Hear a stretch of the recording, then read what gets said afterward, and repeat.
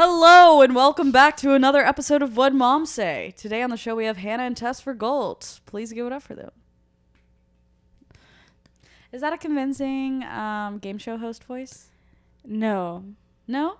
I mean, I think I can tell that you're doing a game show host style voice, but if you hosted a game show and you went with that voice, I would be like, what the fuck are you doing? Okay.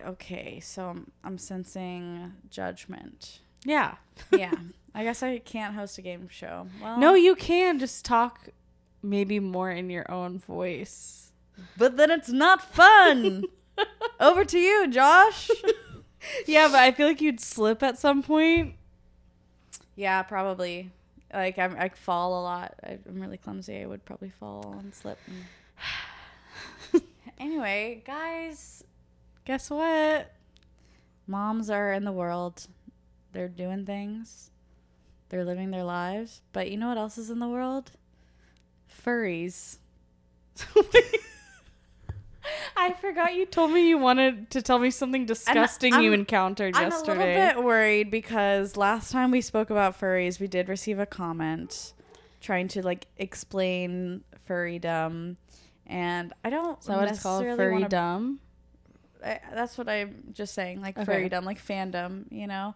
And I went to my beloved home club yesterday, the Secret Group, to do a show. And they were having another event there in the main room. And it was a furry rave party. Sold out event, by the way. It was Furry rave. There was 400 people in the city dressed in animal costumes, getting really weird. And when I can't even describe the smell that was in that building last night. Okay. But I think I'm going to have to wait like a full week before I step back in the building. Okay, it needs to air out. Look, when you have 400 adults dressing up in full animal costumes with gigantic heads in 90-degree weather dancing, it's a recipe for a disaster. You know, being a furry is just something I feel that I look at and immediately go, no, that's wrong. But I mean, to be wrong in a way. To be fair, I don't know very much about it. I've done zero research, and I don't even know if I want to be informed on the issue, because if this issue gets brought up and then I have to be like, actually, what is happening in the furry community is this, and this, and some people are this way and some people are this way. Why do you know so much about furries? Exactly. Well, the comment that was put on our page a while ago where we discussed furries, because it somehow got brought up during one of the stories we were reading, someone was like, it's not always a sexual thing. And I was like, you know what, okay, maybe I was a little bit I don't think that's true. I think it is a sexual thing always, because I find it hard to imagine that someone is dressing up as a furry in their daily life, and then the second sex comes into play, they're like, hold on, let me take off the costume, I'm a human now. I just want to know, what is the catalyst for this movement? Is it they're attracted to animals? That's why, okay, but people have been dressing up like animals for a while. This is different. There's mascots and Chuck E. Cheese and Disney. So there's all these contexts where dressing up as an animal is part of the thing you're participating in and going to. I guess. And then there's this more subversive version of it where you're doing it at a club or something, or behind closed doors. So I'm like, what came first? Were the people chicken or the guy fucking the chicken? That's really funny, Tess. But well, what came first? Did the people who came up with let's dress up as mascots or dress up in these big outfits for children, did that start from a creepy place? No, or did I it don't get creepy think so. afterwards? No, I don't think those two things are necessarily related. Right? It's the same as they're cousins. They're cousins, but it's the difference between someone dressing in drag versus someone actually being transgender, right? Like, yeah, I feel like I understand that distinction a little bit better. I feel like I understand this distinction much better because it's like, oh, we have a mascot and we want to entertain people. Like, yeah, like, or there's a Disney character and they're like, kids want to meet the Disney characters. Like, that's very different from being like, I'm a fox, wow. And you're like, I'm so sorry, but like, you should be shamed. Especially if you're not gonna fucking bathe and you're gonna stink up my home. Did you know that I'm afraid of mascots? You are? Yeah, they really scare me. Because you don't know who was in there? I don't know how to describe what happened to me, but one time... What? Okay, Were you molested by a mascot? No. Worse, I just had to be near one. But I was at work. I was in the office. Our office at the time where I was working was in East End. I thought this was going to be a story from your childhood. No, you're a full adult. No, I was a full adult. It was we're working very close to Minute Maid Park where the Astros play. Okay. Or it's not called that anymore. It's called Dyken Park. I think that's what the new soccer place is called. No. Really? Yes, the new baseball park is called Dyken Park. They also renamed one of the soccer stadium too. But anyways, it was Astros season and they were filming some sort of commercial spot for the Astros and Orbit was in the commercial. And so Orbit was in our office and that's so cool. It walked by me and like I just felt like a full body chill. Like I felt so unsettled. Like immediately like Have you ever been to Buc-ee's when like the big squirrels are out? I stay away from it. I really don't like it. It just freaks me out. Is it because they're so large? I think it's because they're so large and it's like so not real and it's like what's going on. I would understand like being afraid because you don't know who's like in there, but I don't think I've ever seen a mascot and been like scared. Like I didn't have a bodily reaction to seeing a mascot. I don't think I ever had this as a kid. It just like it hit me as an adult and I was like, I really don't like this at all. And we had to we took a group picture with Orbit and me and my other coworker, she was also like terrified and our smile in the photo was like, help us. Okay. Please. So you really would not have liked last night. No, it would have really freaked me out. Yeah, it was one of my favorite moments of last night was a girl was going up to the front door at Secret. There's two different doors on the weekends. There's one side to go in for comedy and then there's the main bar. And she walked up to the main bar and she's holding this gigantic fox head in her hands and the door guy goes, "Are you here for the furry rave?" I was like, what else could she possibly be here for? You imagine she's like, "No, I came to watch comedy with a fox head on." It was horrible. Are most people wearing heads? Because I also thought furries, it's like you might just wear ears and a tail. There was that as well. And little paws. Yes, but there was also a lot of the big full costumes happening. Do you think how much like bumping into each other do you think was happening? So much. Because there's already that at a club. It smelled like legit animals were fucking, which is probably what they wanted. And then like while I was doing my set on stage, by the way, the box where the comedy was had to share the bathrooms with the people at the furry rave. So I was like, I'm not drinking a single drop of water because I do not want to have to go into the bathroom. And during my set, somebody threw up in that hallway. And like the door guy had to like run through the audience with all this shit. And so there was all this commotion to like clean up furry vomit. And you know that shit's like got like grass and weird stuff in it because dogs like to eat outside. There's something I think a little bit sinister about it because it does stem from like some kind of like attraction to animals, and as someone who owns an animal, that makes me really upset. Yeah, it's very strange. Yeah. Again, I have done like basically zero research into it, but I don't even know if I want to understand it. Yeah, so no offense. So sorry if that person is listening again. And I hear you say it's not always a sexual thing, but I don't understand how it could only be in one part of your life and not that other part? Like, why else would you want to dress as an animal in your daily life? Well, I guess that's where like the drag queen thing comes into it, because some drag queens will have sex in drag and some will absolutely not. Sure. So it's I understand how it.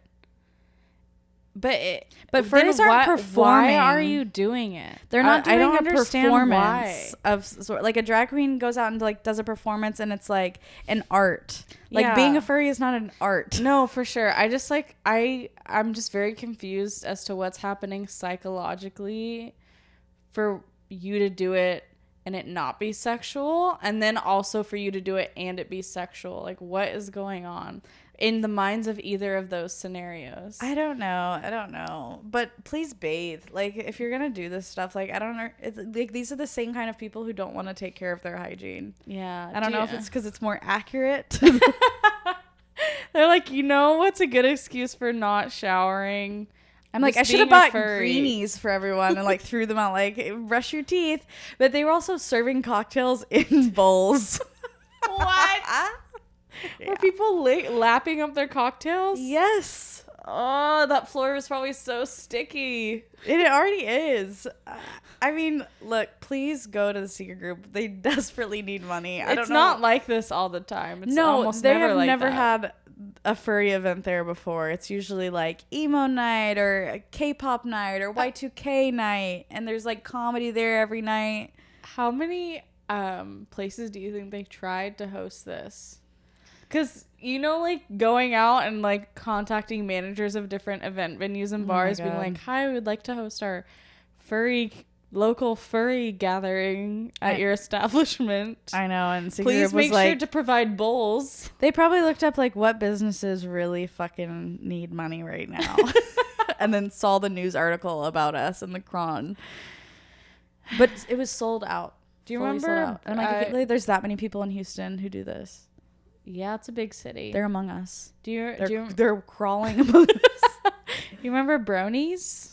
Yes, I do remember Bronies, the adult men who were sexually attracted to the My Little Pony franchise. Yeah. Is that in the same lane as furries? I don't think so, because I don't think these men were not dressing as animals. They just like wanted to fuck ponies. But Bronies would dress up. I feel like we went to like the Houston, what's it? Comic-Palooza, and we saw a man dressed up as like a My Little Pony character. I don't think that necessarily means that he is a brony. He's a bro dressed up as a pony. He could also just be doing cosplay. Yeah. That was, I mean... He's trying to get laid. I don't know. I mean, okay, this is not mom related at all, so I'm so sorry. But like, I just had to get it off my chest because that's what I experienced last night, and I'm very open and inviting to all types of people. But like, it just can't. Like, it has to stop somewhere. The line of furries is when I become Republican. Yeah. Anything after that, I'm like, wow. All of a sudden, I'm right wing. Well, would you rather have someone fuck someone dressed up as a horse, or would you rather have someone fuck a horse, Tess? Obviously, the latter. The Catherine the Great vibes up in this bitch. Obviously, the first is more preferable, but that's kind of like asking, like, would you rather someone like cosplay as a child or like actually do the illegal thing? You know what I mean? It's like, yeah, they're both the real act itself is like a heinous crime against an innocent creature. The animal kingdom. Yes, like a dog cannot consent. But do you think furries are literally sexually attracted to actual animals? I think some of them really are, yes. Okay. Yeah, I think it's a spectrum for sure. But also, like, do you think there were furries working at like cartoon networks and like Disney? Because there's furries working everywhere. There's furries making your coffee at Starbucks. Cartoon drawn animals from some things are very like hypersexual, you know? Yeah. Like they're drawn in a very hypersexual way. Like Jessica Rabbit, and there was that one girl. That sexy fish. Yeah, from Shark Tale. And then there's that girl that's the love interest in the Goofy movie. You know what I'm talking about? Yeah, I know what you're talking about. So there are people that have drawn these animals in like with like a woman's body, basically, like the curves of a woman's body. So it's like, I don't know. I feel like maybe this idea has gotten implanted into some people. Or like I, for some reason, was rewatching Bambi, and the part where it's like the mating season, all the girl animals are like, I don't know, like it's like very even sexual. And I get it, it's sexual because these animals are mating, but it's done in a very human way. It's sexual because the people animating it were fucked in the head. Yeah, so it's like, where did this idea come from? Yeah. Because you know what had to be drawn before Disney characters dressed up as Disney characters? The fucking characters drawn by these men. So it's like, yeah, but when I think of Disney characters walking around, like, I'm picturing more like Goofy. Yeah. And like Minnie Mouse. Yes, those are more, those don't feel like they're done in a sexual way. Okay, so I looked up furries. I know you didn't want to do any research, but okay, tell me. This is what Wikipedia says. This is called the furry fandom. The furry fandom is a subculture defined by an interest in anthropomorphic animal characters. Members of the fandom, known as furries, often have their own characters in the form of fursonas and may wear fursuits, engaging with fellow furries on the internet and at conventions. While some furries engage in the subculture primarily through sexual activities, primarily, many portrayals of furries' sexuality are characterized as exaggerated and associated with a negative perception. I wonder why. Stigma against furries has led to individuals hiding their furry identity from friends, family, or coworkers. You should hide that from your family. I'm sorry. This was written by a furry. Yeah. The furry fandom is largely male-dominated. No shit. Yeah. But a significant portion of the fandom identifies as transgender, outside the gender binary, or both. So maybe these people aren't actually transgender. They're trans species. Right. Yeah, I wonder if this would have such a movement if it had not been for certain cartoons drawn in a certain way. But I guess it really came about through like the development of the internet and conventions for other things, like Comicpalooza or Comic Con. Like I remember seeing people dressed as animals there, like when I went to Comicpalooza, and I was like, I'm literally just here to meet Spike and Xander from Buffy the Vampire Slayer. That was so awesome. That was amazing. I also met some of the doctors from Doctor Who, and I lost my shit. So if you had to, if you gun to your head, you have to craft a fursona, what would you be? What would my fursona be? I'd probably pick This is like we're becoming furries. I'd probably pick something like not as disgusting. I'd do some like stupid girl shit, like I'm a bunny or a cat. Yeah, those are like very sexualized animals. Like women already dress as those for Halloween, so like I feel like I could like, if gun to my head, I could put on some cat ears. Okay. Yeah. But the whole like head on and stuff like that, like this is what I think of when I think of furries. Okay. Is these people, and these were the people at Secretless. I'll put the image here on the on the screen for your viewing. Like, what even? And then it's like, you know what's really weird about it too? Like, if you're meeting someone at a furry convention, you guys could have a full-on relationship and never know what the other person actually looks like. Yeah, like who are you behind your fursona? Yes. Who are you behind that wolf? A cow? When will my reflection show the fursona I am inside? What about you, Hannah? Gun to your head. What animal would your fursona be? I'd probably also I'd maybe go like a bunny or something like that. That feels like there's a lot of accessible costume options. Yeah. This is mean. One of the most frequently asked questions on Google is, are furries part of LGBTQ? It's like, okay. You don't need to put that on all the gays. No, they're not part of LGBTQ because you can be straight doing this shit, or you can be gay doing this shit. It maybe just so happens that you're also gay. What is the 621 rule for furries? What? The 621 is a widely known hygiene and health guideline for attendees at furry and cosplay conventions. They have to have hygiene. It outlines the minimum daily requirements to stay healthy and maintain good hygiene during highly active multi-day events. The 6 is 6 hours of sleep each night to avoid exhaustion. The 2 is 2 meals per day, and the 1 is 1 shower per day. And they're not doing that. 1 shower per day to manage body odor and prevent the spread of quote unquote confunk, body odor in crowded convention spaces.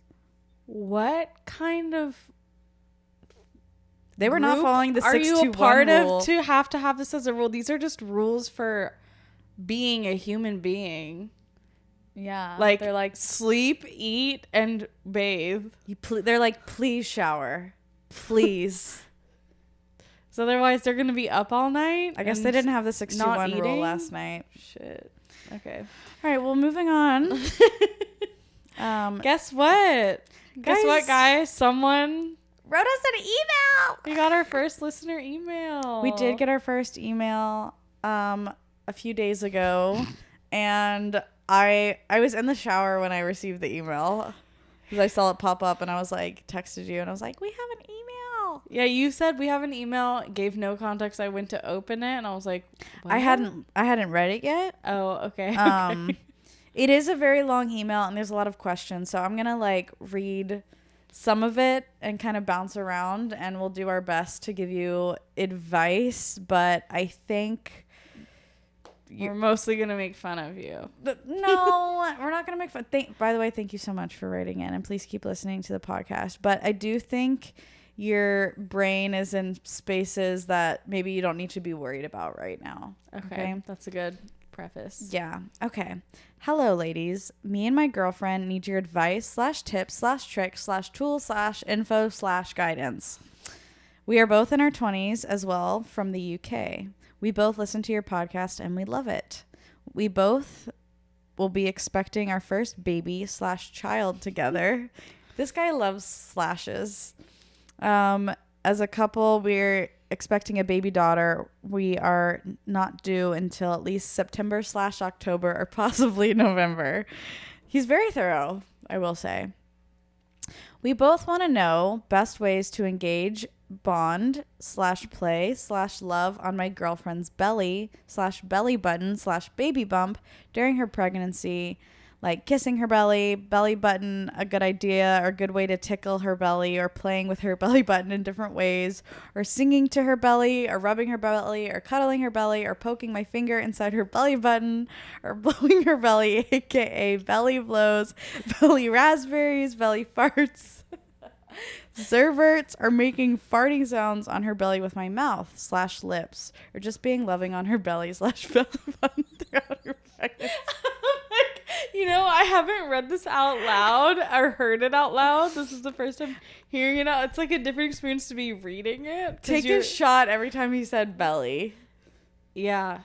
I think, okay, so obviously this guy is talking about a very normal, common thing that people do when they're pregnant, which is like stick your finger in the belly button of your partner. Don't do that, but there's stuff people do with the belly, like, and I did research some of this because I'm like, okay, so there's like safe ways to play and bond, like belly rubs, poke and respond. If you lightly tap or poke the belly, many babies will actually kick or move back in the exact same spot. It's like tapping on a fish tank. Yes, you can also sing, read stories, or play music close to your stomach to help the baby learn your voice. Yeah, I've definitely heard like singing and interacting with the baby while it's still in the womb. But I also have heard women be like, when I've been pregnant, like a random people will come up to me and touch my belly. Yeah. Which is like so weird to do. Yeah, don't do that. But this does say the baby is well cushioned by amniotic fluid and the uterus. They often begin to feel and respond to external touch around 18 to 22 weeks of pregnancy, which is cool. And there is that going on. But what I'll say is, like, this guy has a lot of questions about, like, raising the kid in general. Like, he also asks about good TV shows or cartoons for the kid to watch, what kinds of clothes he should get for his daughter during her first 12 months, what kind of baby gear or different things that go on. And this is, like, Books. a lot. I think in the first few months, you really don't need to be worried about movies or books or anything like that. Like, especially, like, if you can avoid screen time for as long as possible, please do that. As someone who's worked with kids who were introduced to it from a very young age, and the opposite, like, kids who have not been introduced to screens yet are so much calmer and nicer and easy to work with.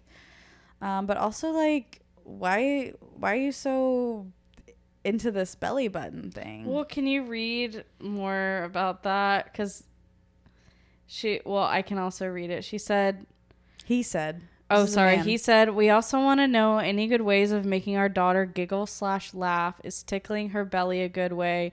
Or one of us kissing her belly button? Or making farting sounds on her belly by blowing into her belly, giving her belly farts / belly blows / belly raspberries / zerberts. Also, can we carry on belly blowing through ages 1 to 12 months or 1 to 12 years old? Or is there a cutoff point where she might start hating them or growing out of them? Also, our belly blowing / belly farts / belly raspberries / zerberts good for child development or brain and motor skill development and sensory development, or good for our child's oxytocin or child's tactile stimulation or our child's cortisol? We also want to know if we get to choose what kind of belly button our daughter has, if she gets an innie belly button or an outie belly button, because my girlfriend's belly button is an innie, but mine is an outie. Is it likely she'll have an belly button or her mom's innie belly button like hers, or does it just depend on how her umbilical cord heals up? I, like, really don't want to alienate you because you're the only person who's written us an email, but at the same time, like, I'm so scared. Okay, here's what I think happened. Here's my theory. Okay. If this person is listening, come correct me. Yeah. Our last episode, Tess, had belly button in the title. I think this person has some sort of search alert set up for belly / belly button. And if he even sniffs around that anyone is talking about belly buttons, they're going to get some sort of email or something. Whoa. You know what? It's crazy. He asked all this, but he didn't ask about belly button piercings, which is... It's just a lot. Like, first of all, like, please don't do anything to your girlfriend's belly that she doesn't want you to do to it. Or your daughter. Yes. I mean, obviously she's not in the world yet. We still have time to correct you.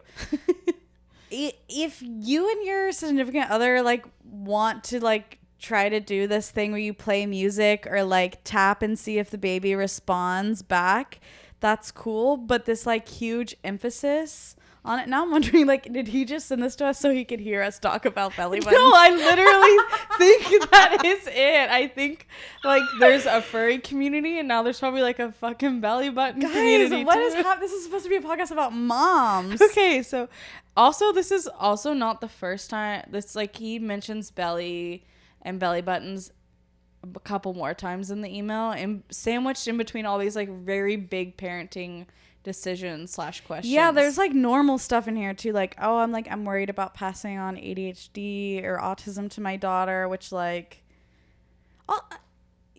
a valid concern if, like, you don't want them to have to deal with having a weird obsession with belly buttons their whole life. That's his special interest. For someone obsessed with belly buttons, he seems not to know a lot about them, which is, like, I started Googling and researching all of this stuff. I know most of these things I would ask your doctor. There's not, like, a whole lot of information. I know, like, you can blow raspberries on someone like a kid's belly or something. I'm getting worried the more we talk about it. He's No, just sitting there he's like, jacking what off else? this. I remember like getting raspberries blown on my stomach, and like it was like funny, but I really like, I don't like being tickled that much. Okay. At a certain point, I'm like, I get angry. I'm like, stop. Okay, stop. I can't breathe. This isn't funny. I know I'm laughing, but I can't, it's not funny to me anymore. And the person's like, oh shit. And I'm like, yeah. Yeah. Okay. Because you don't have any control in that moment. I'm also thinking this guy had to have actually listened to our podcast, because I don't think we put our email in the description. You have to listen to the episode to hear what our email address is. Well, you can also go to our page and find it. But really? Okay. Well, if you are listening now, let us know what your deal is with the belly fixation. I really don't want to like shit on falling you into a too trap? much, or like, you know, because there are some stuff in here, and he says, I think the other thing I worry about when becoming a new soon-to-be dad is me passing down both ADHD/autism to my daughter later on in life, and having to get her diagnosed with either. I know that sounds stupid to say. I feel like it would be my fault since I have both, of course. I will love my daughter regardless and unconditionally if she has either. She will get lots of love from me and my girlfriend, Rosie. And yes, my girlfriend is called Rosie, but I guess I just want to be the best daddy she could possibly have, me and my daughter. We will have things in common with each other regardless. Anyway, I'm her dad at the end of the day. Yeah, that was touching. That part was touching. Yeah, and he said, I will always love her no matter what. She's my baby girl at the end of the day. And I want her to be able to look up to me. I think that sometimes we look at autism and ADHD as like a major hindrance to existing, and it's actually way worse. Okay, no. It's like some sort of like, I feel like sometimes it's seen as a defect, and I think it's very stigmatized, and yeah, it is harder to do certain things like be in a classroom setting or be in a work setting and have to like sort of mask and try to pretend that you don't have these things that you're struggling with. Having HD is kind of like being a furry. No. You can't tell the people in your life you have it. My persona is ADHD. My persona is a squirrel with ADHD. So, I don't know. I feel like there's a lot of people focus on the negatives of having these conditions, but I think there's also a lot of strengths that come from like having autism. Like those people are way smarter than us. They'll get not always. They'll get some shit done. Or like, you know, I don't know. There are look, I think there's a lot of misconceptions about autism. Because it is a spectrum, and there are those like stereotypes that like autistic people are smarter or they have the, and that's not true. I'm sorry. No, like, I understand. It's like intelligence is a spectrum too, I suppose. Yeah, like obviously there's like really cool cases where someone can like play any song on the piano just by listening it to the first time, or like because they have these special interests, but regardless, someone being autistic has never really made me like see them as lesser than in this life, and everyone's different. Everyone has their own stuff and carries their own things with them. It's really at the end of the day, like, are you a good person? Are you kind to others? Are you giving people boundaries with their belly buttons? Are you yeah who are you? It's like, it doesn't matter if you have some kind of mental block in social settings, as long as you recognize some of your faults and strengths and you're just not a piece of shit. Yeah, I think just raising your child to be a good person who respects other people. Yeah, it's fine. And then beat the ADHD out of her. Yeah, don't let that one slide. Autism's fine. Hit her. I think if you watch Love on the Spectrum, you can see that some of these people dating have very much been coached on what are the rules and steps that you do when you're dating someone and talking to them that people don't even do now.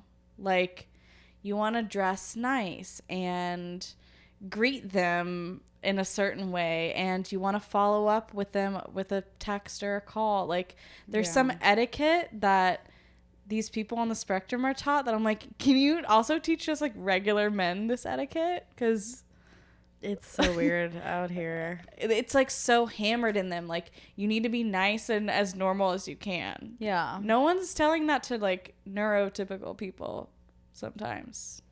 Yeah, I think they just like see what is expected, especially if they're like trying to take on the task of dating and they haven't done that before, which I know has been like the case for a lot of people on that show. Yeah. Then they're gonna like take it seriously and like do their best and show up in a good way.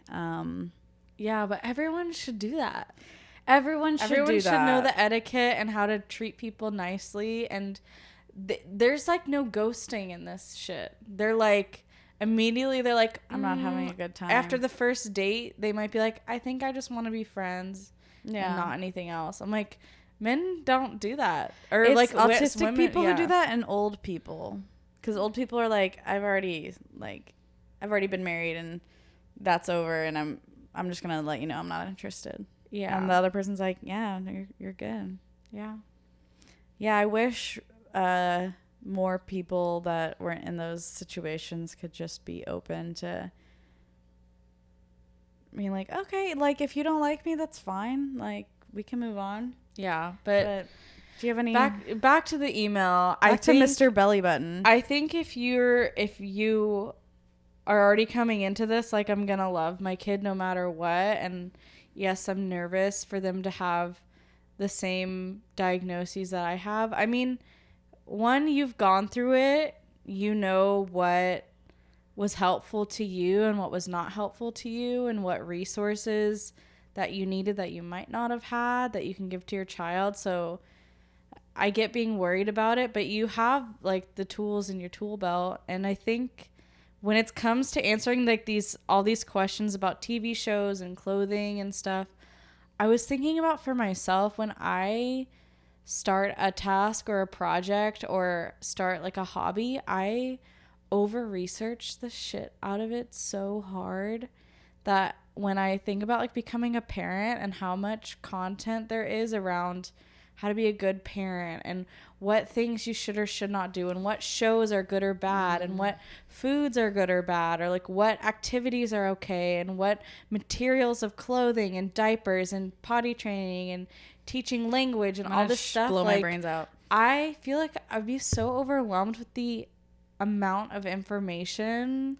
I think we've made parenting too overcomplicated now. Like, you don't need to completely monitor every single thing that happens to your kid.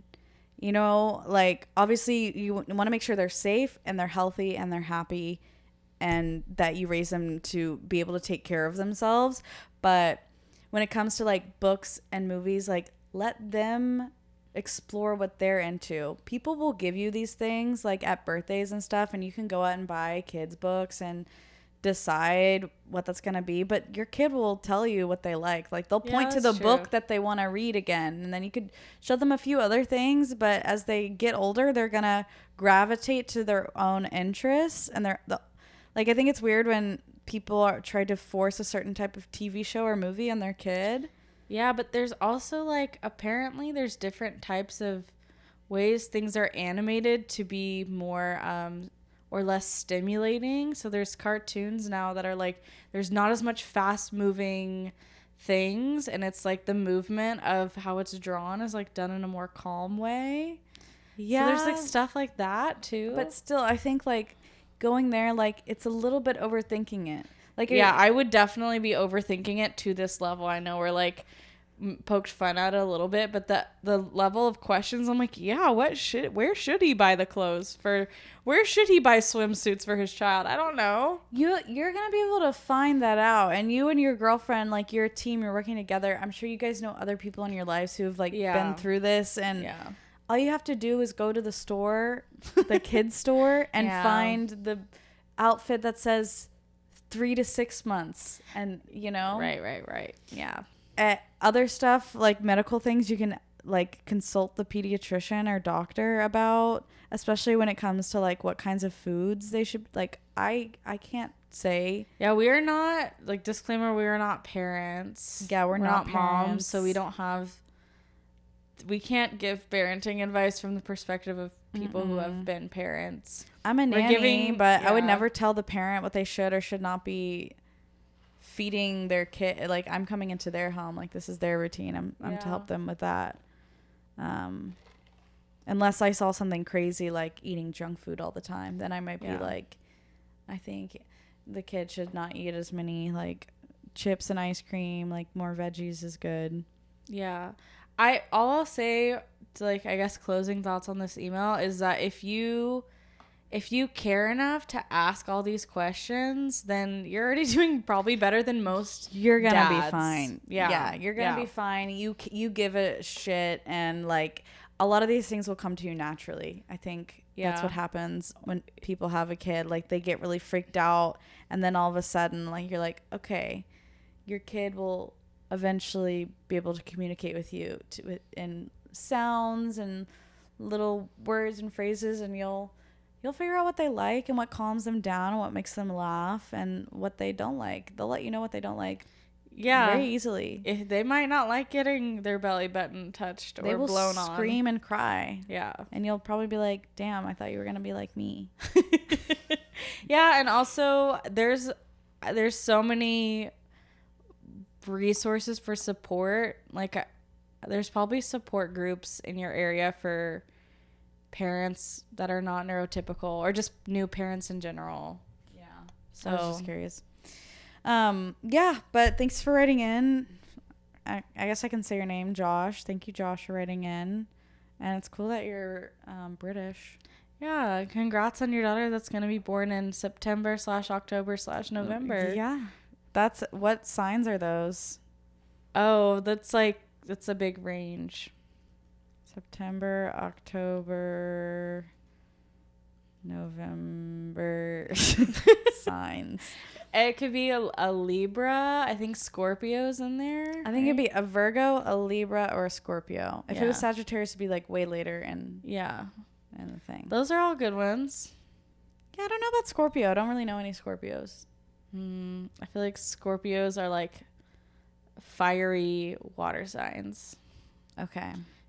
Pete Davidson is a Scorpio. I saw this thing that came up on my page of, like, all of his relationships, like all the zodiac pairings. Okay. And he's dated, like, someone from every sign except, like, Capricorns. And all the Capricorns in the comments were like, yeah, Capricorn would never date him. No, I would never. Yeah. He's so, like, unserious. And, like, the worst way. And I'm a comedian. Like, I like unseriousness, but he just seems like he truly will never give a fuck about you.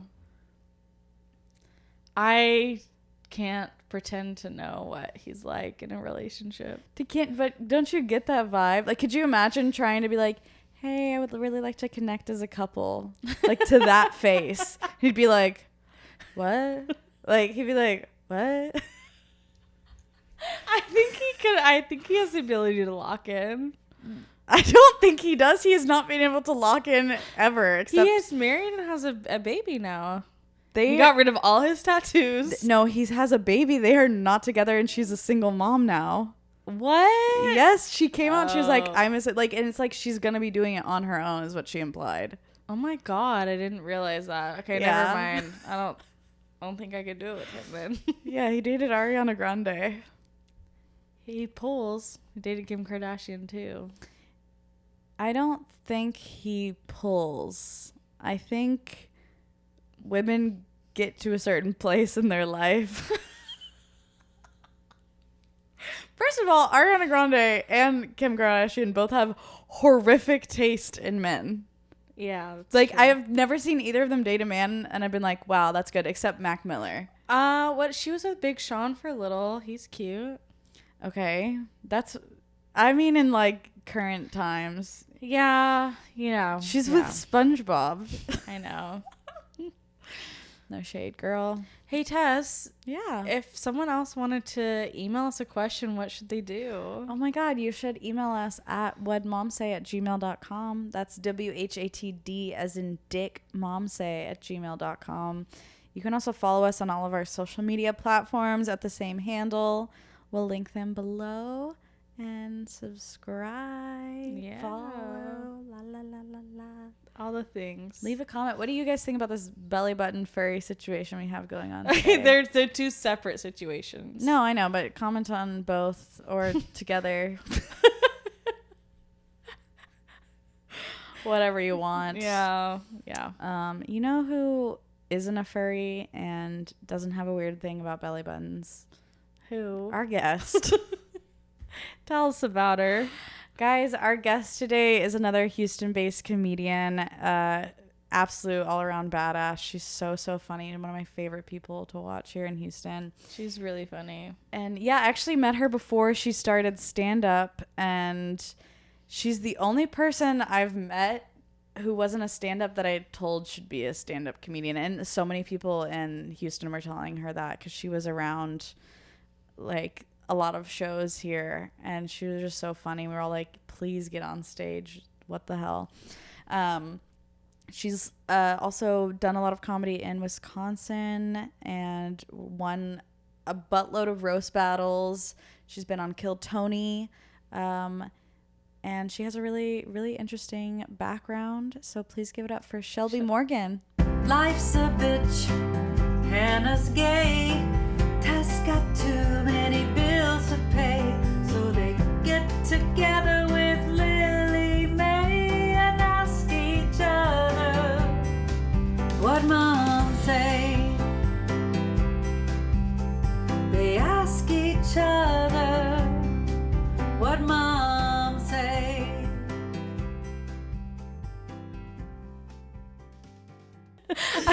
I always expect to know like exactly what to say after the clap, but I never do. Welcome to our podcast, Shelby. Thank you for having me. I'm good. Hey. How's your mom? Fine, I think. Okay. Have you spoken to your mom recently? Yeah, I Venmo'd her $200 last night because she gave me a loan, and so I paid her back, and she said thank you. So that's nice. Yeah.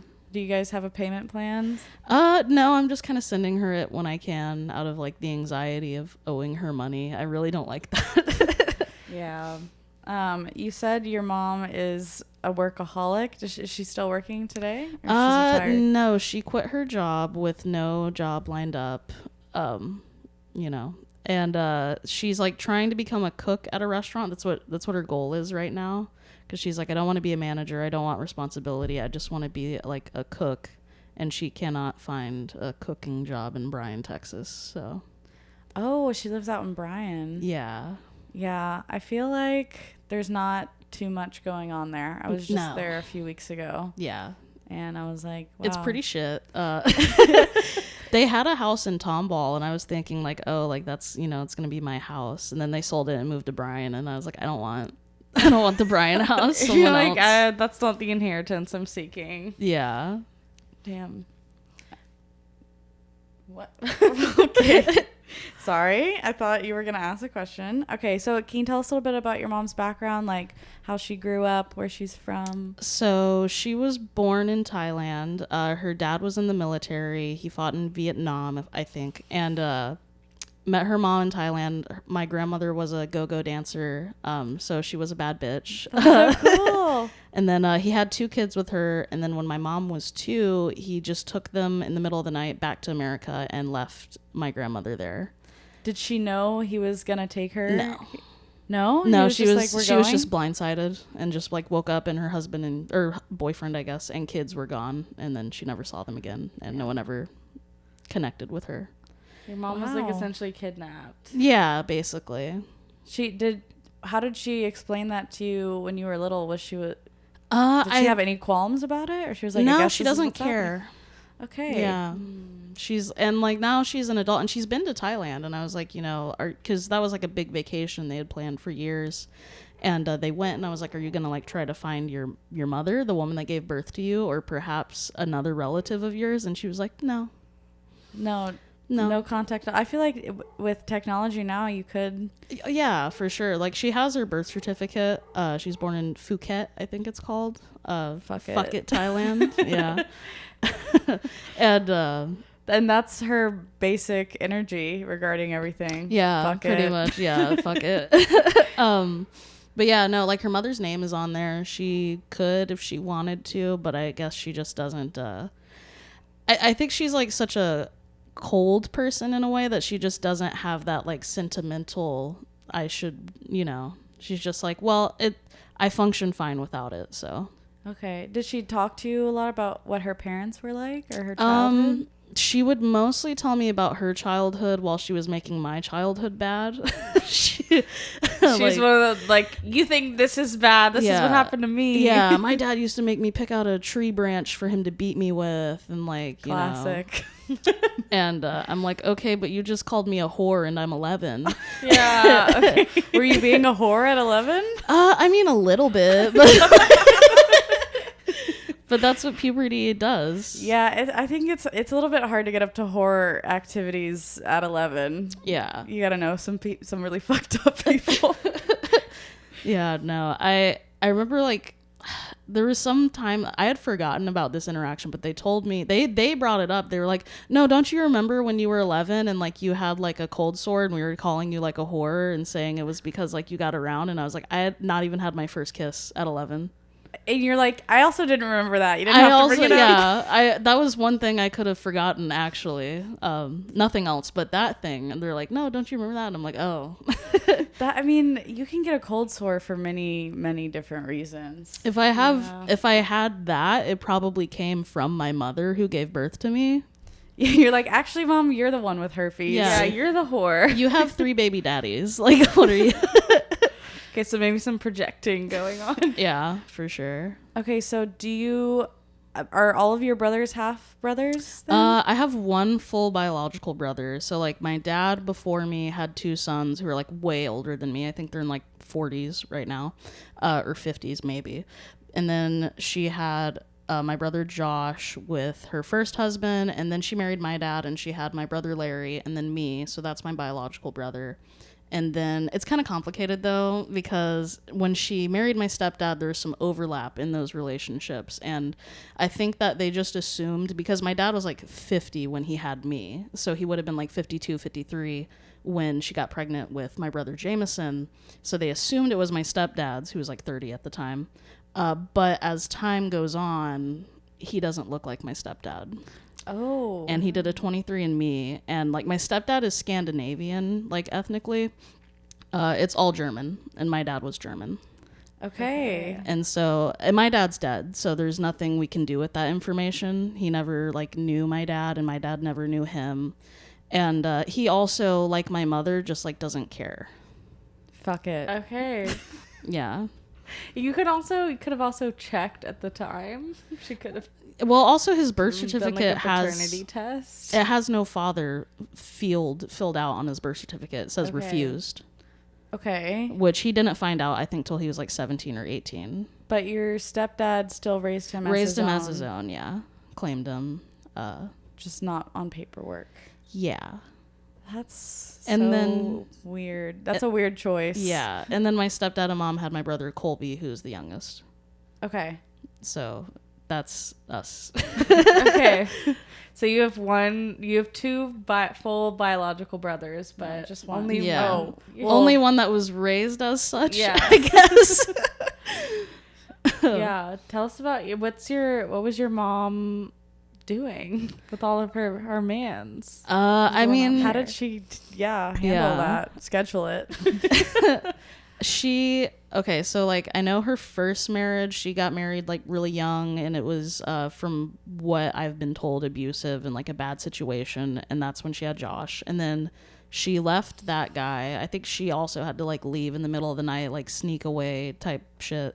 And then she started dating my dad, and my dad was like he was an alcoholic, but also like very blue collar. Like he worked a ton. He was a commercial fisherman. His dad got lost at sea, which is crazy. Insane. Like, to only have to go one generation back to find a family member who's been lost at sea. Yeah.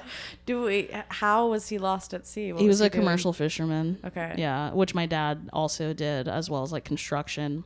And so I think she obviously like needed financial support, and so she married my dad. And then she was a waitress, I think, at Cracker Barrel, and my stepdad was her manager.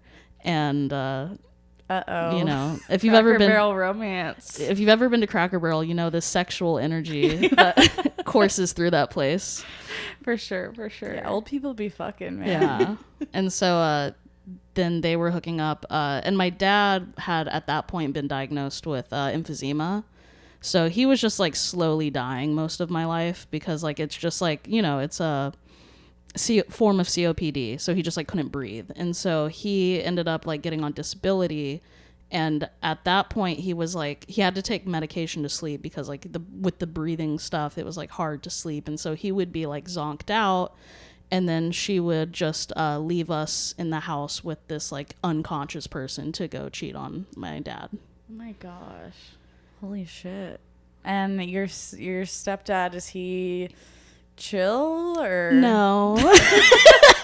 Well, we've already heard about the first two guys she picked out. I know, I'm like, she has a type. Yeah. No, I think that he had I mean, I guess all of the adults in this situation had horrific childhoods, like horrible. My stepdad has like religious trauma. He was a Jehovah's Witness growing up, and like he had to do the door-to-door shit and just like crazy. His mother was anorexic.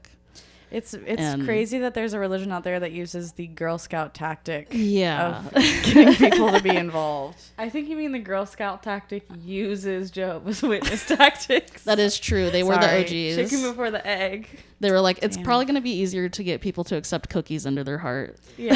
And then there's like a little girl on your doorstep. You can't really like. Yeah. Have you accepted cookies into your tummy? It'll be $6 a box. Yeah. They were only $3.50 when I was a Girl Scout. But yeah, so I think that and they're like the same age, and both my father is like, I think 18 years older than her, maybe 19. So like that was a pretty significant gap. That's huge. Her That's first a whole husband, legal adult. Yeah, her first husband was much older than her, and then Robert is like her peer, or I shouldn't say their names, I guess, whatever. But like, It's okay. There's a lot of Roberts out there. and so I think that they both like, because they like trauma bonded. I think. And I do think that they love each other, but I also think that both of their like perceptions of love is warped by like their childhoods. Yeah. How do you think growing up in that type of environment, I guess, like shaped the way you view love? And I think that like I didn't I think that having my father did help me like understand kind of like a warm love, because I do think that my parents, mom and stepdad, love me, but it comes from a much like different place, where it's like tough love. It's always been very tough love, and like they make a lot of scathing comments disguised as jokes. So that's like a really big, like there's just this constant like sarcasm and like kind of jabbing that's always going on in the house. And it's like, I get that they're being honest. They are giving me, you know, probably feedback that is useful. Like, yes, I was overweight, but the way that it was delivered is, not from a place of soft love, like, hey, I'm concerned for your health. yes. Yeah. So I think my dad gave me soft love. Too soft, though. Like, he would not make me brush my teeth, or like he was kind of neglectful in those ways. And so it's like, okay, I don't know. But as far as like love now, to me, I think is very different. I think it's like seeing that it's not transactional, because I think that was a big thing. It was like, you owe us. That was always kind of We the brought you vibe. into this world, so now work Yeah. for it. Yeah. And they're like, well, I'm your parent, so you have to do whatever I say. And I'm like, why? Like, what is the reasoning for this rule you're implementing? And one thing my mom said to me once that was like crazy, she was like, it doesn't matter, I said so. If I told you you can't eat green ice cream, you can't eat green ice cream. And I'm like, where did you get green ice cream from? That's Mint crazy. chocolate chip? Oh my gosh. Did you guys fight a lot, or were you? Yeah. Okay. I would say I was mostly good. Like, I was a very scared kid. So, like, I hated breaking the rules. I still hate breaking rules. Like, if somebody's like, oh, let's, like, go into this area we're not allowed to, I'm like, my stomach hurts. I can't do that. Like, I'm very goody two-shoes and all of that. And I was like that until, like, puberty. And then when puberty hit, I was, like, super... I think for the most part, I was just, like, really hypersexual and, like, really wanted positive attention because, like, I got so little. And that was always where my, like, misbehavior stemmed from, was, like, me trying to get fucked just constantly. Was this like, were you talking with people at school or people online? Or In middle school, it was other children, so that was good. age appropriate? Yeah, so like 6th to 8th grade, it was boys at school, and then in, like, I would say when I was like 14, 15, that's when I started talking to like 18-year-olds, 20-year-olds, and then like when I was 17, there was like a 37-year-old that I hooked up with, and like it. When I was like 16, I used to go onto Omegle and just like be naked.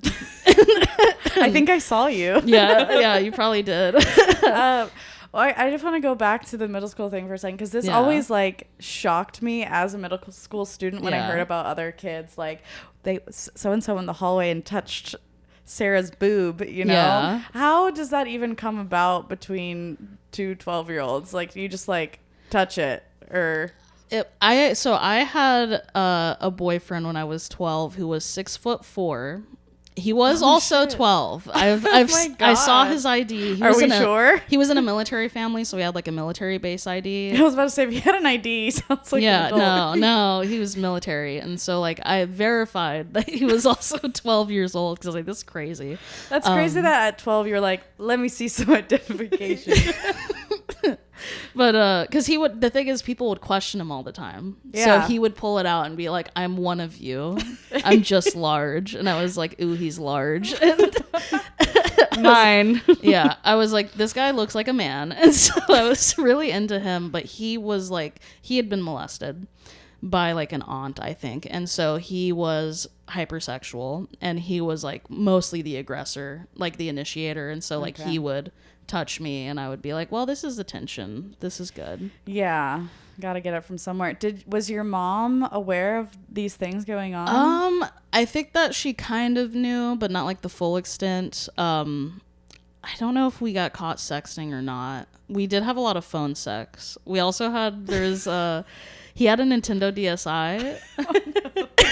And so he would take it home, take nudes, and then we would trade it at school. And then I would look at his nudes, and then I would take nudes and give it back to him. Oh my God. God. We would do that.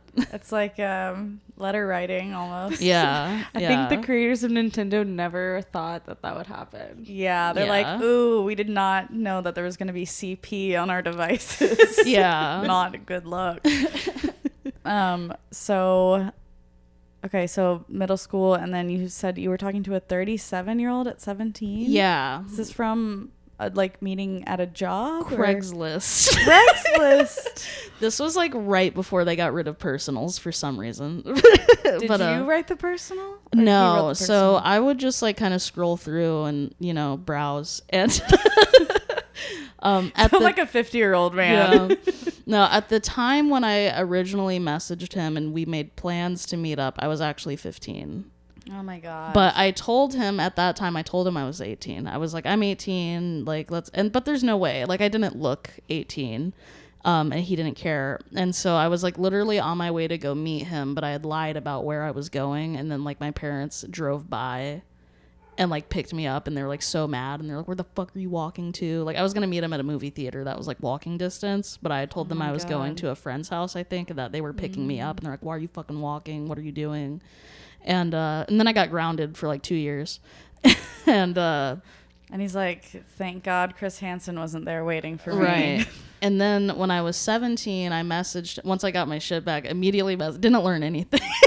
Oh my gosh, you're like, I'm gonna wait 2 years. I'm gonna reach back out. To this guy. Yeah. I was like, I love him. No, but I messaged him, and I disclosed, I was like, I was 15 when I was messaging you, and it had only been 2 years. So like, what did he say? He was like, that's hot. Oh my God, I hate men. And so sorry. I had gotten braces at that point, and he was like super into the braces. Where Oh my do you know God. where this man is now? I'm pretty sure he lives in Katy. He Of does he does theater, so he's like the theater scene there. I don't know what you would call it, but like, you know, where they put on plays. He's like an actor. Shut the fuck up. Yeah. That is wild. How old were you when your mom left your dad for your stepdad? 2. Oh, okay. yeah. So you don't. Okay, I don't remember them ever being married, which is probably it. good. got it. Yeah. So did you immediately go live with your mom and stepdad Yeah. together under the same roof? Yeah, Okay. yeah. So we lived like as a unit, and it was like my mom's first marriage, so Josh, and then my brother Larry, and then myself, and then my 2 younger brothers, Jameson and Colby. And we only lived all together briefly. And then like we would go back to our dad's for like the summer and Christmas. And so, but then she moved from North Carolina with him to Florida. And so then it was like Florida to North Carolina is not crazy. Like we would just meet in Georgia. So I still got like every summer, every Christmas. And then she moved to Texas. That's a lot farther. So then it was only the summer, and then it changed to every other summer. And then he died during an off summer where I didn't see him. Okay. How old were you when he passed? I was 15. Okay. Yeah. Okay. Wow, I wonder. I wonder if anything that lines has- up. Yeah. And then you were like, I'm starting my Craigslist account. Yeah. No, honestly, I started doing all that shit before he died. Yeah.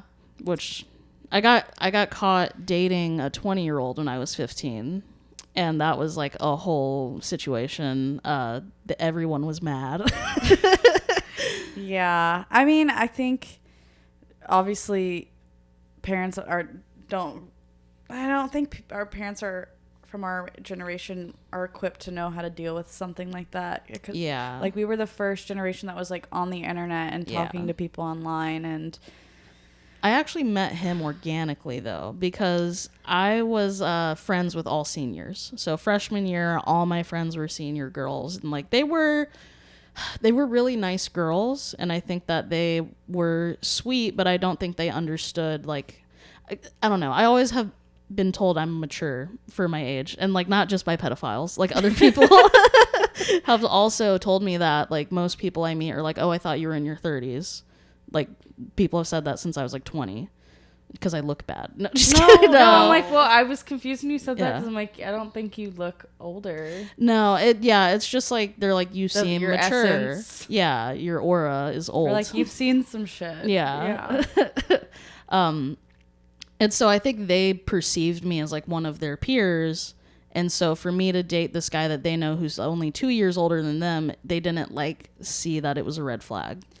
There was also a lot of media out at that time in the early 2000s That normalized it. Yes, like Pineapple Express had a guy in his 20s dating a high school student. Even like Scott Pilgrim, yeah. which like I love that movie, but I watched it back a while ago and I'm like, Michael Cera's character is dating like a young high school student at the beginning of the movie, and Yeah. like I think it's only like Aubrey Plaza that's like, you're fucked up for doing this. Yeah, no one cared. And so like they knew. I think there were also like some parents that knew that never said anything. And like I don't know. I don't know that the guy is like a pedophile necessarily. I think he was just really fat and didn't get a lot of play. It's like the only girl I can pull is this 15-year-old. Yeah. And he broke up with me, which is humiliating to be dumped by a pedophile. Damn. I'm like, good luck finding another 15-year-old who likes anal. Okay. Oh my god. That's so funny. Yeah, I think fuck, you know. Do you still go for older men? 'Cause Generally, yeah. Yeah. your current boyfriend isn't he around the same age? He's younger than you. He's younger than me. Okay. I hate it. It should be illegal. I think it like shocked me because I remember we were at like Faye's pool, Yeah. and he told me his age, and I was like, "What? Well, yeah, I because thought you were in your 30s." he does look old. Well, he's got like He's very gruff. like a rough beard and like long hair, so he just has like a I'm in my 30s kind of vibe. But Yeah. he's like 25? 24. 24. Yeah, Jesus he's Christ, a 24 and I'm baby. 26. Now you're the pedophile. Now, yeah, how the tables have turned. Yeah. No, it's weird. Like, obviously, 5-year age gap doesn't seem like much when you're older, but when you're younger, it's like the difference between night and day. Yeah. Well, yeah. Like, even I think you change so much as a person from like 15 to even like 17 or 18, and then let alone like to 20. And like, yeah, it blows my mind the way that like these guys were just treating me like I was like one of their peers. Yeah. And it's like I really wasn't. Like, I think they had to do that to normalize it in their head. Yeah. Otherwise, if you think about it too long or realize like this person doesn't understand any of the references you've been saying, it's kind of weird. Yeah. Yeah. Well, I'm glad that you're out of those situations now. Yeah. I'm gonna get back in them. She's no longer a child, so she can't be in that situation again. Yes. I'm glad you're not a child. Thank God. I was gonna ask. Whoa, I just totally lost my train of thought. Oh, with your brothers, like, do you bond with them over how your childhood was, or do you think they got a different sort of treatment? It's really hard. So the oldest one, he ended up going to prison like for like 7 years. And then when he got out of prison, I think I was like 21, 22, and he called me and we talked about like our childhood and our mom and my stepdad. And like, we cried a lot. We bonded. We had this like really deep conversation, and then we just didn't maintain contact after that. And, like, he would like contact me, but only basically to kind of ask for money, because he was like a homeless drug addict, and I'm like, I'm not in a position to help you. I'm also poor and a drug addict. I'm just housed.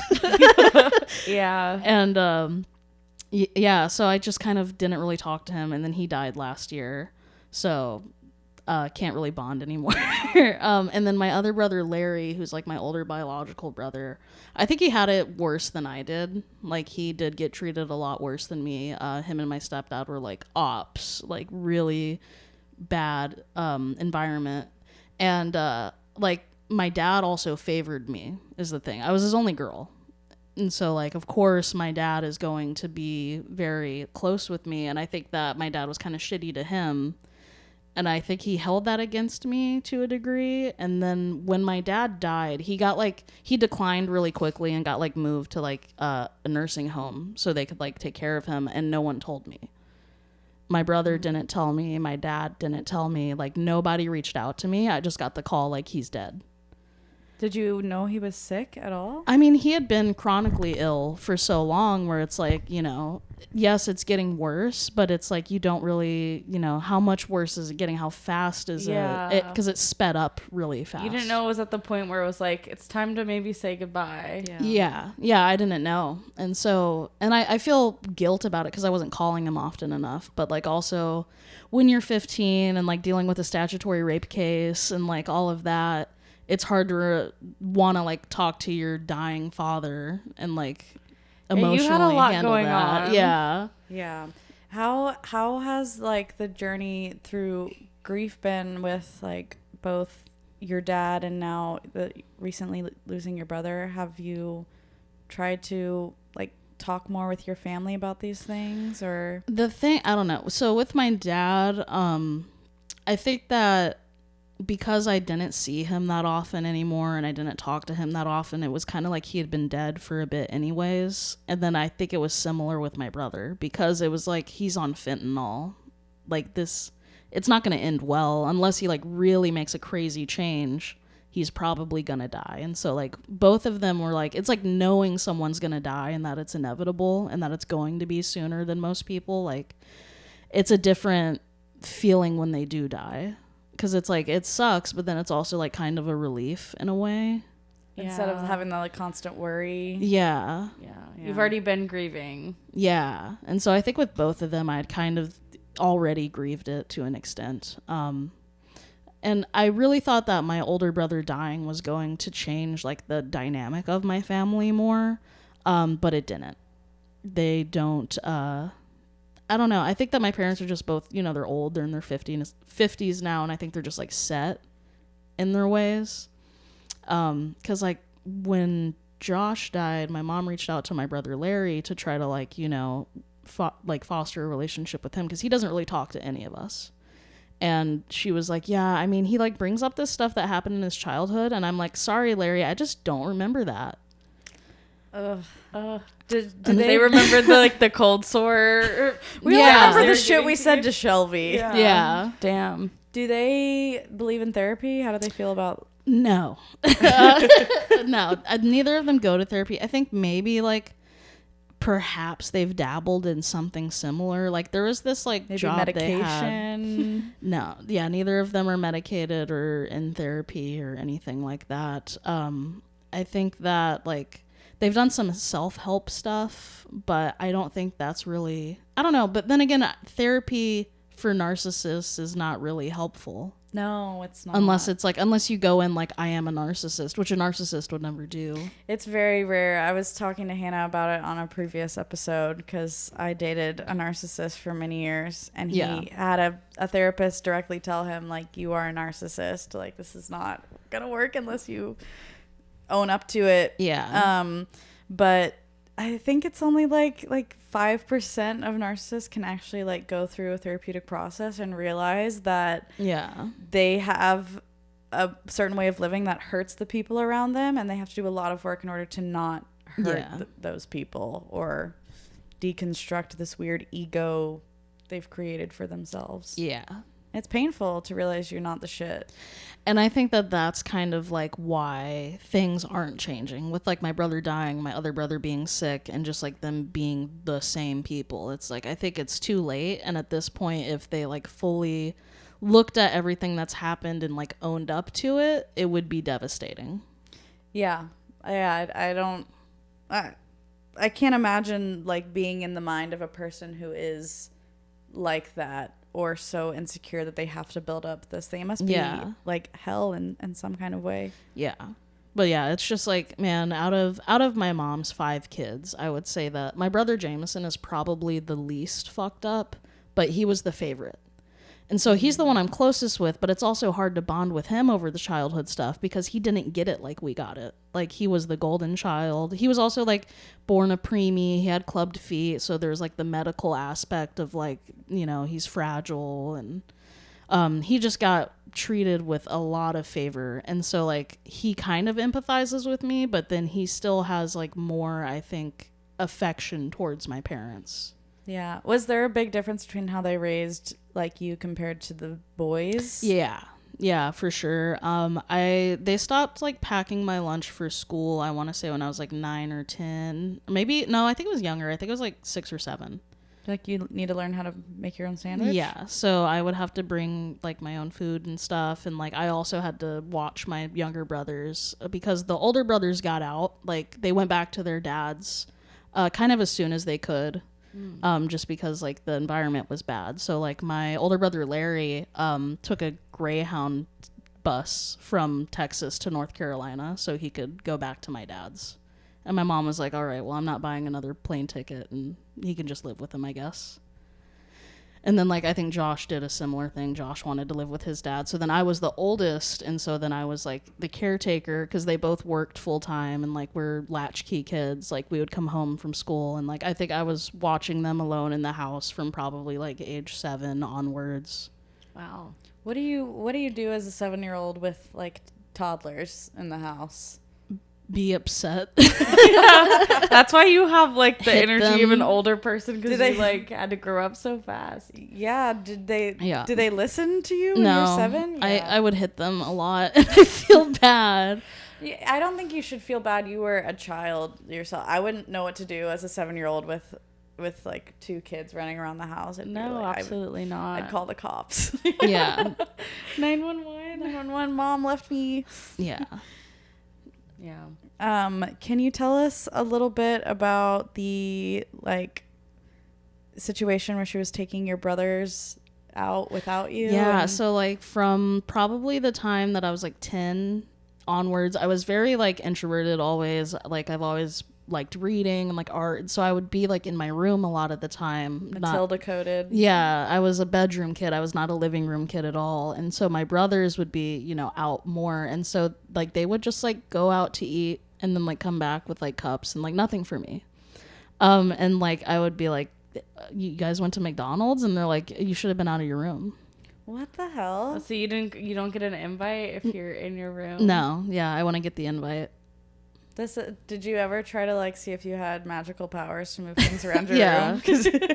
Oh wait, I watched Matilda the other day, and you know the scene where she's like thinking about all the like mean things her parents have said, and she moves the glass of water. I was like, I used to do that too, except I'd cut myself. Like I can make things happen too. Oh my goodness. So obviously rough childhood. Yeah. Were there any things your mom like told you or any like advice she gave you that you think were like useful, or were there any like come to Jesus moments with her? It seems like she was pretty like rough on you. Yeah, no, not really. Not really. No words of advice or I'm affirmation? searching. Yeah, it sounds like no. Seemed like she also had like a really big thing with like fat shaming. Yes, she's fat. Does she? So more projecting. Yeah, like Yeah. is she like try to be like health conscious or have? She's been on a diet forever. She's been like every diet, like Jenny Craig. Yeah, Ally. Do you remember that where it was like it made you shit the fat out that you ate? No. So there'd just be like a layer of grease in the toilet because she was taking these pills that made her shit out the fat. Oh my god. Yeah. She tried Ozempic. It's definitely not how No. that works. She did get a tummy tuck and a BBL, both in her 50s. Wow. Okay, BBL. Didn't pay for any of our college or anything like that, but does. I gotta save this for my ass. Did get that body yaddy yaddy. Yeah. How does it look? Not drastic enough. I would have gone. I would have done way more. Bigger. I think Yeah. it's hard to get like a plastic surgery like that at 50. No? Like a BBL, isn't that like a little bit more dangerous? You can die getting a BBL. No, you can. Yeah. I didn't even think about that. Yeah, Yeah. 'cause they, It's like- very dangerous. It's really, really dangerous because they're taking like fat from like what, your stomach or under your yeah, arms. And yeah, yeah. Basically, they just like suck the fat out from the places you don't want it and move it to your ass. Yeah, I had when I was working at this brunch restaurant, this woman came in one day with her son must have been like 7 or 8, and when they were leaving, she like stopped at the front desk and she was like, "Can you tell that I've got a BBL?" And I was like, "What?" And she was like, "Can't you tell that I have gotten a BBL recently?" And she was like showing me her butt, and I was like, Oh. "I don't That's really so weird. know what it looks like, but like you look great." And she was like, "My son says he can't tell a difference at all. He doesn't think it Why? looks different." And I was like, "Why are you asking your 7-year-old if your butt looks bigger?" So crazy. Yeah, that was the thing. And I in hadn't, front of me. I hadn't seen my mom because like I was in Wisconsin when she got the BBL. And then, which also really annoying because like my stepdad texted me like, your mom's having surgery, and I was like, oh my god, like something's happening. And then it was a BBL, and I was like, why did y'all worry me? Like, what was it? She got it done. I didn't see her, so like I was like asking my brother. I was like, how much bigger is her ass? And he was like, I'm not looking at mom's ass. And I was like, I need to know. Can you take a picture? Measure it. Because that was our ass. We had the same ass, and she left me behind. Oh, that pun Got it. intended. Yeah. She left my hind behind. Yeah. So I want to talk to you a little bit about the time you spent kind of being a stepmom, Yeah. and like how you got into that situation and what that was like for you. So, my ex had this baby with a crazy person, and because she had a BBL. BBLs plague my life. These BBL bitches are all my haunting worst you. thoughts. It does something to the brain, I think. Yeah. Yeah. BBL brain. And she's nuts. Got her pregnant. Then she said she had an abortion, and so he like grieved what he thought was, because it would have been a late term abortion. So he's very upset. And then she just showed up with the kid because she couldn't convince this other guy to take care of it. I remember when this happened. And then she moved to Iowa. We followed her, moved to Wisconsin. She moved back before we ever got up there, and then moved down here. She's abandoned the kid twice now. She abandoned her a second time in Houston, so she was out on bond. She couldn't run away again. And then she was like, I want to move in with you guys. And he was like, I don't like that idea. And she was like, I can't like afford another place. And like, you get to see Anna every day this way. And like, I'll take care, like, I'll be cool. You know, don't worry. I've been so cool this Trust. far. Yeah. Trust. There's nothing I've done to make you think I wouldn't be cool. Yeah. And she's been a nightmare the whole time. Yeah. And we move in together. And This is like a sitcom. Like, Yeah. you need to write a script for this. And so after like 2 days of Anna being there with me being there, she was like, I don't want Shelby around Anna. She was like, I don't trust her. I don't like how she talks to her. And you already were helping take care of her. Yeah, right? I mean, You I and her. like, for example, I'd gotten her some like coloring supplies. Like I got her a roll of paper and some crayons, and she was obsessed with like making one mark and wanting more paper. And I was like, that's wasteful. You have a lot of space on this paper you can draw on. Just use this. And she would like get mad because she's 2. And I was never like mean to her. I would just like held the boundary where I was like, I'm not going to give you more paper. Use the paper that you have. Yeah. And so like that was, I guess, a situation she was mad about. And then I told her So not she was to. mad that you were parenting her kid. And then she got mad that I told her not to eat out of the garbage. Because she was like eating a pickle. She bit the pickle, put it in the garbage can, then went back and grabbed it. And I was like, no, that's not. This is not storage. Yeah. Oh my god. Yeah, I feel like she should be happy you were there to say that. You can get really sick if you're eating Yeah. stuff out of the garbage, especially at 2. So she was willing to waste the paper, but not the She pickle. could have gotten parvo. She's extremely permissive. So she was a really permissive parent. I'm not, because like that's not good for a kid, and also I'm not going to let them eat garbage or waste things. And she just like was like, I don't want her around her. I don't trust her. She needs to either move out or stay in her room, or I'm taking Anna and you're not going to see her anymore, is what she told. It sounds like you made her feel insecure about the fact that you Yes. were doing a better job at like It's 100% teaching that. her child something, and she didn't even think about. Yeah. Also, like 3rd day of us being there, she like proposed to that they get back together. You're like, hey, I'm right here. Hey guys. can I also be a part of it? Or And so the whole time that she lived there, I was expected to basically stay in the bedroom like Anne Frank and just Oh my like god, not. this is just like your childhood, just staying in the bedroom. Yeah. And so I lived in the room, and like would have to like bring me food and like How old were you when this relationship started? I it's was like last year. 22 when we got together. Okay. During the stay-at-home mom shit, I was 24. Okay. And And now you're 25. 26 now. 26. Yeah. Or wait, 24. It kind of like started at 24, then I was 25. I think I had my birthday in the room. Oh my god. Okay, did just like decide to also we can bleep names if you want. I Yeah, don't know let's if- bleep that one. Yeah, we can Okay. bleep his name. Did he not say anything like this is completely unreasonable? This Yeah, is my no, girlfriend, we we- live together. Yeah, and so like he obviously told her that, and she was like, I'm going to take the kid and you're not going to see her again. It was a And- bargaining chip to get Yes. what she wanted. Yes. And the thing is, that's an effective chip because he wants his daughter there. Also, this woman is crazy and has abandoned her twice. He does not trust her alone with her. Yeah, she could end up in like a foster care system or worse. Yeah. What would happen if you were to leave your room? Like, what is she And gonna so do? that's how it all kind of fell apart, because it got to the point where she would go to work and then I would like come out during the day, and like I wasn't really interacting with Anna that much, I'd give her food or something, or talk to her, but I wasn't really like playing with her, spending a ton of time with her. But she came home early from work one day and I was outside of the room. Anna was like, she had a table set up she was eating at like across the room. I wasn't even interacting with her actively. But she came home and I was on the couch and she like flipped her shit and she's like, you've been lying to me, blah, blah, blah. And like, just Was like, she paying rent? yeah, she was paying, we were splitting the rent 3 ways. I was paying rent to live in a bedroom. And the same amount as the people who were not living in a bedroom too. Mm-hmm. So like we were all paying $400. And so like I was very trying to be like understanding with her and like civil, and I was like, it's not fair that I pay the same amount as you and I'm not allowed to leave my room. You have no reason to think that I'm an unsafe person for your daughter. I've done nothing. I have no criminal background. you were on the news for abandoning her. So if anyone's unsafe for her, you know, I didn't say that, but I was just like, I have no criminal background. I took care of my younger brothers as a child. Like, I have experience with kids. There's no reason for you to not let me be around her. And she was like, I'm not going to argue with you. I'm not going to argue with you. And that was always her thing. She would just do that.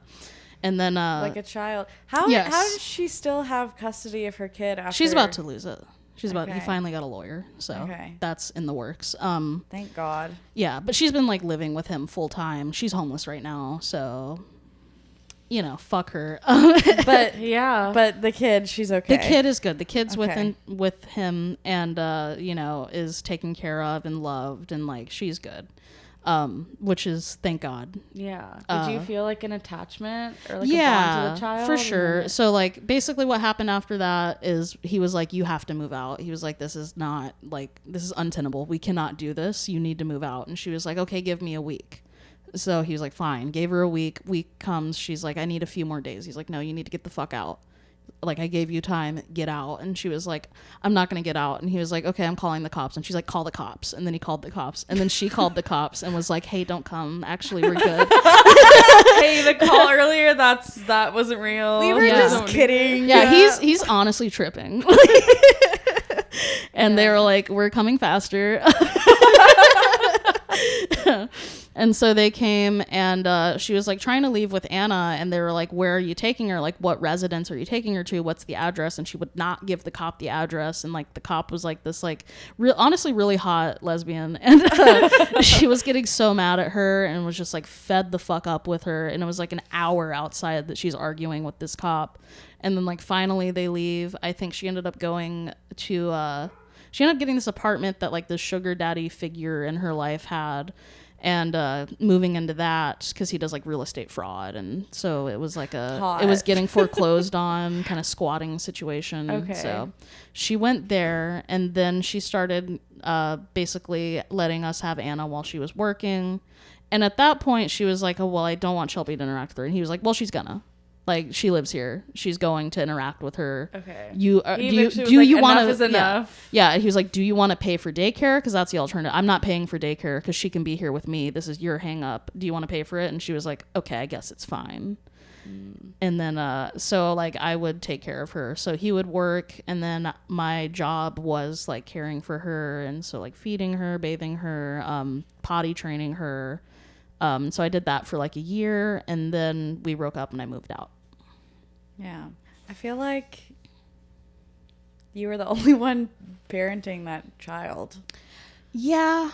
I mean, I will say was not as wait, we're bleeping names. Sorry. Don't worry. He is not as permissive as the mother, but he is ADHD, and he's also normally like working and also trying to care for her. So like it's hard for him to be as like present, and like it's also just like a lot of like memory and planning and all of that. Like there's so much that goes into taking care of a kid. It's like, okay, well, she just ate, now we have to eat again like in this many hours, and I need to get her to try to go potty again in 2-hour intervals, and then like I need to make sure that she's like not getting into something right now. Also, I need to eat, and like laundry has to get done. Oh my God, I'm exhausted hearing this. Yeah. This is making me not want to have a kid. Yeah. It's a lot of work. It's a lot at an age too where they're just learning how to talk, and they can't really tell you what they're feeling or what they need. Like they don't have the full skill set to be like, I'm hungry. Yeah. Or I'm mad because you did this. Yeah. You know? We also were really dealing with just the fact that like her lifestyle at mom's house was always like TV on, iPad, phone, YouTube, brain rot, like junk food, all that. And then she comes to our house, and I'm trying to like feed her a nutritionally balanced diet and not give her screens. And so she would be like, I love my mom, and just like all of that. And like, yeah, I would be pissed off too as a kid. Yeah. But and that is like the better, you were doing better by her. And so like now she can actually like entertain herself without a screen, and like, it did work, but it was very like pulling teeth, just like getting her to understand like, I'm not doing this because I hate you. I'm doing it because I care about you. This isn't good for your brain. You need to learn how to do stuff and like use your hands. Like her hands were so weak when she was 2 because she was just like on screens all the time. She wasn't playing. Oh my gosh, we're gonna have a whole generation of children that have Yes. weak ass hands. Well, I was like have trying you to heard get about the dip in your pinky? Yeah. Have you? What dip? It comes from holding your phone like this on your pinky. A lot of people have it now. Oh, There's no. like a dip. You see online? I don't hold my phone like that. I hold it Yeah. like this. Oh, I'm like doing this a lot. Yeah, I do that too. I think I have it for sure. Yeah, I think it's. I see like a slight dip, but I think I just hold it differently. Yeah. Yeah. Oh my God. Yeah, Crazy. It's like a marker of being Gen Z, Yeah. apparently. But yeah, I was trying to do this like cookie frosting activity with her, like unicorn cookies, and like she could not squeeze the frosting out of the bag. And I was like, here, grab my 2 finger, like squeeze them as hard as you can. And I'm like, as hard as you can. And just like there was no pressure. It's so insane, like how much goes into creating a human being. Yeah. Like you have to think about all these like motor skills. Yes. And like. And she had a lot of Heck. behavioral issues. Like she wanted to be a baby. Really Same bad. girl. And so like, and her mom would be like, "Your mommy's baby," and like she like disclosed to us that she would purposefully wet the bed at night because she likes when mommy change her. She wanted a way to attention. get She like, wanted attention and like, you know, affection and yes, touch. yes. And so like that was a nightmare dealing with that. Like she would purposefully piss or shit herself for attention, and that was like just disgusting. Yeah, it's really sad. Yeah, and so like I had to work on that with her, and like luckily the shitting herself for attention, that was rough. That was the worst because it would always be like, you know, okay, I can't, you know, I played with you, I can't play with you anymore because I need to go do dishes. I need you to play by yourself for a bit. And she's like, what if actually I shit myself? Then where are you gonna be doing the dishes then? Yeah. And so eventually like, and the thing is at this point she was like almost 3. And so like when you pull down, like it hits the floor. Yeah. And I just like was doing it and I was like, all right, you pick it up. I was like, I'm not doing it anymore. I didn't poop my pants, so I don't have to touch poop, but you do. And so like I gave her toilet paper and she picked it up and put it in the toilet, and then she never did it again. That's okay. I feel like that's good a tactic. Yeah. Yeah. I mean, it's a natural consequence. If you shit yourself, you should have to touch the shit. Like That's true, because at a certain age, it's as what an you're gonna adult, you have do. to. Yeah, exactly. No I- one's gonna help. No, unless something horribly wrong has happened to you. Yeah, but no, Yeah. the thing is like because she's like her mom's like a sociopath, like unempathetic. She's not capable of it, and so she doesn't teach her empathy. She doesn't like work on that with her, and so like I would have to really force empathy with her, like. Like, I'm not feeling happy right now. Yeah.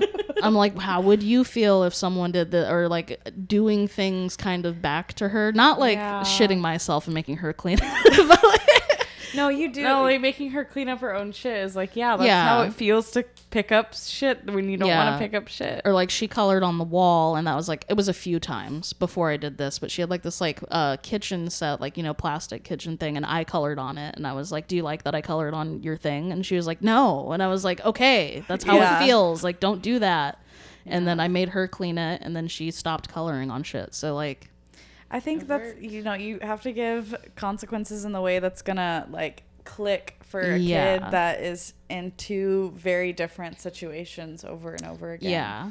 You know, and I don't know how well her memory will be when she's older from this age, but I think she's probably gonna really be grateful to have these life skills Yeah. that you gave her, because a lot of the times it is easier to like the parent that is fun and lets you do whatever Yeah. the fuck you want, but it's the parent that like actually sat there with you and was like, let's actually like figure out how to do your homework and Yeah. like make sure you clean your hands and that you're nice to people. Like, Yeah, and I would always like talk to her about like emotions, or like I would make up stories to like give examples of like different things like that we should do behaviorally. Like she was like acting like a baby and like, you know, crying and stuff, and so I was like, okay, here's a story about a kid who acted like a baby and one who acted like a big kid, and the one that was a baby just had a terrible time and was Yeah. just always in trouble, and the big kid had fun.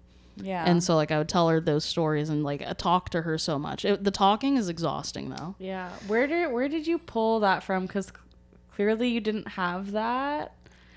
I don't Growing know. up? I mean, I did a lot of reading on Reddit about parenting. That was a major, which like the toddlers subreddit nightmare. There's so many crazy people that are just like if you're like, yeah, I give them time out when they're throwing a tantrum, they're like, you're abusive. And it's like, I'm distancing myself because if I Timeout don't. is not abusive. Yeah. Yeah, that's not. You're not like slapping them across the face. Yeah. You're like, let me tell you what happened to me then, actually. Yeah. Like I get that she's upset and everything, but like if I'm like, okay, you're really upset, you're screaming right now and that's hurting my ears. Like, can we talk calmly? And she's like, I don't want to. I'm like, okay, so I'm going to pick you up, put you in your room.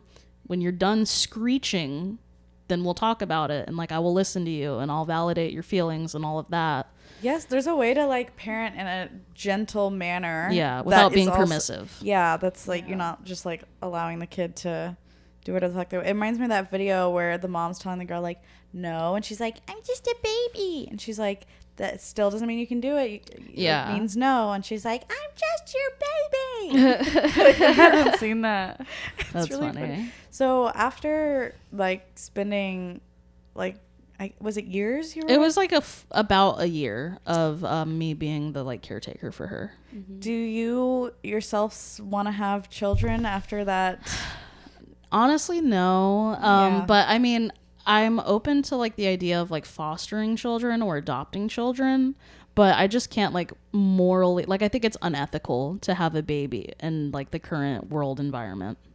Yeah, because of the way the environment and politics are going. I mean, or like that's something the else. climate change stuff, just like the economy is dog shit. Like I don't see that there's going to be a future for kids. Like I don't feel confident in it, so I wouldn't want to create somebody like just because I want to see how I look mixed together with another person. Yeah. Yeah. And I feel like also if you don't have a confidence for the future, even if there is one, you're going to like pass on some kind of like major anxiety about the world onto your kid. If you're like, I don't want to have there's to explain. nothing for you is going to happen. you Yeah. know? I don't want to have to explain Trump supporters to my child and be like, yeah, I put you in this world. The one that freaks me out is like trying to explain AI to children and how it's like we need to be really cautious about that because they're gonna grow up in a world where AI's always existed for them. Yeah. That's true. But they are going to be more discerning. I think like they're going to be way better than we are at telling when something is fake because they're going to be like more trained on it. Really, I think we're actually in the better position to tell. Like I think older generations already. It's like They don't. The They thing is, can't tell. They get fooled so easily, and then it's like we have been around it longer, so we're better at detecting when something is obviously fake. And I think that the younger generation that is around it from birth is going to be even better at like picking up the minor differences. I agree with that. Really? Oh, I guess for me, I was like, if they grow up with it and they see it online all the time, what Maybe if they just get think that's desensitized, real? yeah. Like if they don't know immediately this is an AI video. Yeah. Yeah, that's true. I mean, if they're going to be using it more and evolving with it, Yeah. you would hope that they're more in tune with what's going on. But it is definitely like concerning, like people can't read. And I do feel like an anxiety about stepping back in Anna's life, like because I'm not obviously there as much anymore because her father and I aren't together. So like, Are you still in contact with her? Do you I still am, see yeah. her? I still talk to her. I see her probably about like once a week, maybe once every other week. How old is she now? She's 4 now. Okay. Yeah. So, I still definitely am part of her life, but I'm just a much smaller part. I do still tell her dad like a lot of parenting stuff. Like he'll be like, she did this. And I'm like, this is what you should do. This is what you need to tell her. Like, this is probably why she's doing that. And, so I'm still there. You're a saint. I was like, it's really nice of you to do that because you definitely don't have to, but I understand caring for a kid and not wanting them to. I don't want her to end up like the rest of them. Yeah. Yeah. Yeah. Do you see like a little bit of yourself in her at all or? A little bit maybe. I think that she definitely like favors Antonio in a lot of ways. Also her mom, unfortunately, in many ways. She's very manipulative. And like, I know they say children can't be manipulative, but she's modeling how Who she's... says they can't? A lot of people online are like, you can't call a kid manipulative. They can't be manipulative. They're You just... can't call them that to their face, but Yeah. They can have learned behavior and see, Yes. oh, if I cry, I get... Yeah. I've worked with many kids, and they've done some... Yes, absolutely. Yeah. Shit. Yeah, the fake crying, like all of that. That is still manipulation, even if it's from a child. Yeah, or lying Yeah. to try to get... I did it. Yeah. I sing the bed to get attention. Yeah. I was a manipulative child sometimes. I think I was too. Yeah, you were. But yeah, I mean, like, from the time that she was 2, she would do that, like, I love my mom. Yeah. Like, spitefully kind of things. And, like, you know, she didn't see that from Antonio and I. We don't interact with each other like her that. mom probably but told her to say that, or like, that's not your mom. I'm your mom. I love you. yeah, know? she would talk to her like that. So she would be like, she would just say mean things instead of saying, like, I'm mad about this. She would, like, say something to try to hurt your feelings. Yeah.